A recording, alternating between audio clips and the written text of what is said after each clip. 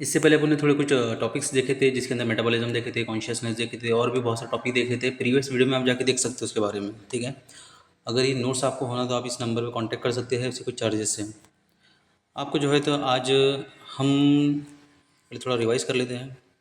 Living word के बारे में देखे थे अपन ने, फिर ग्रोथ के बारे में देखे थे, रिप्रोडक्शन के बारे में देखे थे, मेटाबॉलिज्म के बारे में देखे थे और कॉन्शियसनेस के बारे में देखे थे, ठीक है।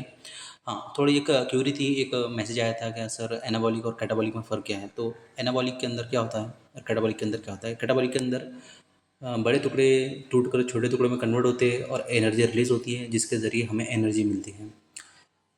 एनाबॉलिक के अंदर छोटे टुकड़े मिलके बड़े टुकड़े बनाते हैं, जैसा प्रोटीन बनता है जिसके अंदर, ठीक है। लेकिन उसके अंदर एनर्जी जो है तो रिक्वायर्ड होती है, अपनी बॉडी से एनर्जी उसमें जाती है, ठीक है।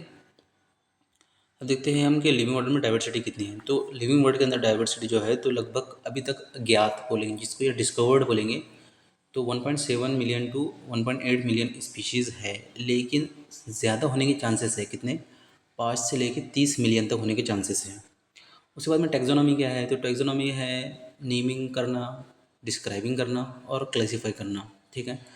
लेकिन देखो टेक्सोनॉमी के अंदर नेमिंग किया जाता है, डिस्क्राइब किया जाता है, क्लासीफाई किया जाता है, लेकिन ये कंप्लीट नहीं है। इसके अंदर क्या है, क्योंकि इवोल्यूशन भी हुआ है।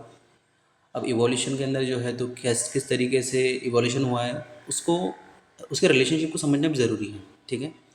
तो टेक्सोनॉमी के अंदर हम नेमिंग करते हैं, डिस्क्राइब करते हैं, क्लासीफाई करते हैं, लेकिन उसके इवोल्यूशनरी रिलेशनशिप को समझने के लिए जो है तो उसकी जो स्टडी है उसको सिस्टमेटिक कहा जाता है, ठीक है। अब इस बाद में नेमिंग रूल और बायोनॉमिकल नोमेनक्लेचर क्या है। तो हर ऑर्गेनिज्म का एक यूनिवर्सल साइंटिफिक नेम होता है जो पूरी दुनिया में सेम रहता है। और ये सिस्टम कैरोलस लेनियस ने दिया था। इसलिए इस बायोनोमियल इसलिए इसे जो है तो बायोनोमियल नोमेनक्लेचर कहते हैं, ठीक है। दो नाम, पहला है जीनस और दूसरा है स्पीशीज़। अब मैग्नीफेरा इंडिका क्या है, मैग्नीफेरा जीनस, इंडिका क्या है, स्पीशीज़ नेम। पहला लेटर कैपिटल है, पूरा लेटर पूरा लोअर केस है दूसरे का, ठीक है। दोनों वर्ड को इटैलिक में लिखा जाता है, हैंड राइटिंग में अंडरलाइन, ठीक है। अब ICBN, चलो इटैलिक क्या है। तो इटैलिक एक फॉन्ट है, मतलब उसको थोड़ा जो है तो टेढ़ा करके लिखना होता है, ठीक है।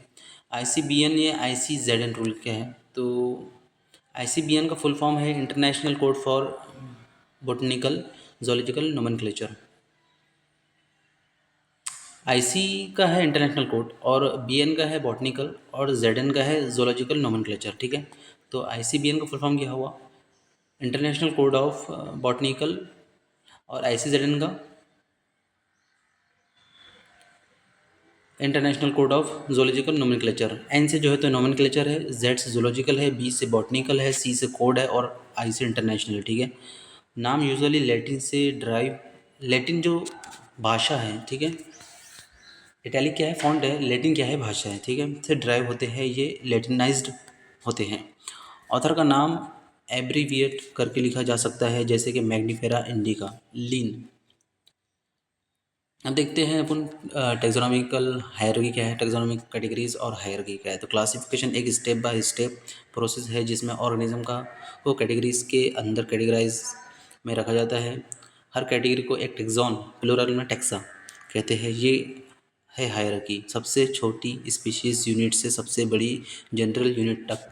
मतलब एग्जांपल के तौर पर अगर देखेंगे हम, तो सबसे बड़ी यूनिट क्या है हमारी पूरी दुनिया की, अगर कहा जाए तो यूनिवर्स कह सकते हो उसे, या गैलेक्सी कह सकते हैं। गैलेक्सी के बाद में क्या आता है, सोलर सिस्टम आता है। सोलर सिस्टम के बाद में क्या आता है, अर्थ आता है। अर्थ के बाद में जो है तो इंडिया आता है, इंडिया नहीं एशिया आता है। तो इस तरीके से सबसे बड़ी यूनिट हमारी गैलेक्सी है, सबसे छोटी यूनिट हमारी जहाँ पे आप लोग रहते हैं वहाँ का आपका घर हो सकता है, ठीक है। तो इस तरीके से बड़ी यूनिट से छोटी यूनिट तक जाना हायरार्की होती है। अब स्पीशीज़ क्या है, सबसे बेसिक यूनिट है सेम ऑर्गेनिज्म जो आपस में ब्रीड करके फर्टाइल ऑफस्प्रिंग में दे सके, ठीक है। सेपियन इंडिका, जैसे कि अपन जो है तो सेपियन होमोसेपियन है। तो ये सबसे छोटी यूनिट है। इसके अंदर क्या होता है कि एक स्पीशीज़ होती है जो अपने जैसे स्पीशीज़ को प्रजनन कर सकती है, रिप्रोडक्ट कर सकती है, ठीक है। जीनस क्या है, सिमिलर स्पीशीज़ का ग्रुप होता है, जैसे कि होमो या मैग्नीफेरा। उसके बाद में फैमिली, सिमिलर जेनर के ग्रुप कुछ कॉमन फीचर्स शेयर करते हैं, जैसे होमिनिडिया या एनार्केडिया सी। उसके बाद में ऑर्डर, रिलेटेड फैमिलीज़ का ग्रुप होता है, प्राइमेटा, सेपेंडिलास, ठीक है। उसके बाद में क्लास, रिलेटेड ऑर्डर का ग्रुप होता है। उसके बाद में फाइलम या डिवीज़न। देखो फाइलम और डिवीज़न में फ़र्क होना मालूम होना ज़रूरी है। एनिमल्स के लिए फाइलम यूज़ होता है, प्लांट्स के लिए डिवीज़न यूज़ होता है, ठीक है। उसके बाद में किंगडम, सबसे बड़ा और जनरल टैक्सॉन, एनिमेलिया और प्लांटी। अपने को जो है तो दुनिया के अंदर दो ग्रुप में बांटा गया है, दो किंगडम में बांटा गया है, एक है एनिमेलिया, दूसरा है प्लांटी। जितने ऊपर हायरार्की में जाएंगे कैटेगरीज उतनी ही जनरल होती जाएंगी और मेंबर्स के बीच सिमिलैरिटी कम होती जाएंगी। जितना नीचे जाएंगे उतनी स्पेसिफिक कैटेगरीज होंगी, ठीक है। तो ये आज के लेक्चर में हम देखें।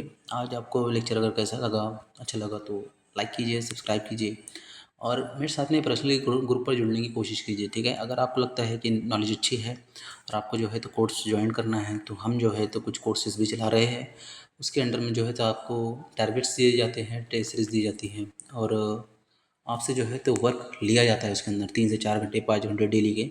तो अगर आप यहाँ तक पहुँच गए हैं तो इसका मतलब ये है कि आप एक सीरियस स्टूडेंट है, तो आपको जो है तो कोर्स ज्वाइन करना ज़रूरी है।